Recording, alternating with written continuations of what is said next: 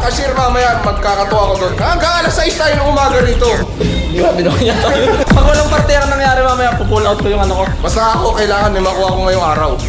Dapat. Ako, hindi na ako papayag na naloloko ko. Hindi nga. 3 ininvesan ko. 8 sa akin!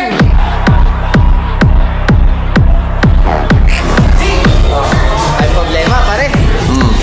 Yung mga kasama natin siya, hindi naman magbabayad. Babawas pa! Nakakuha ng Sigilin parte mo! ng abonado pa. Sigilin mo yan! Asawa mo yan! Sigilin mo yan! Hindi pwede naloloko ako dito, bossing! May-ari din kami!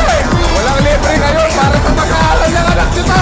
Para sa'yo rin to, maglalasing ako.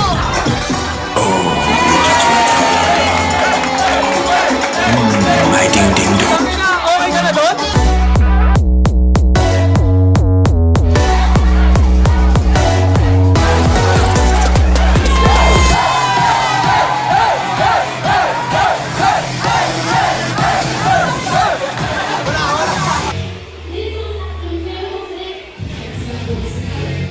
Nakapagod magpa-hype ng bar. Hindi lahat.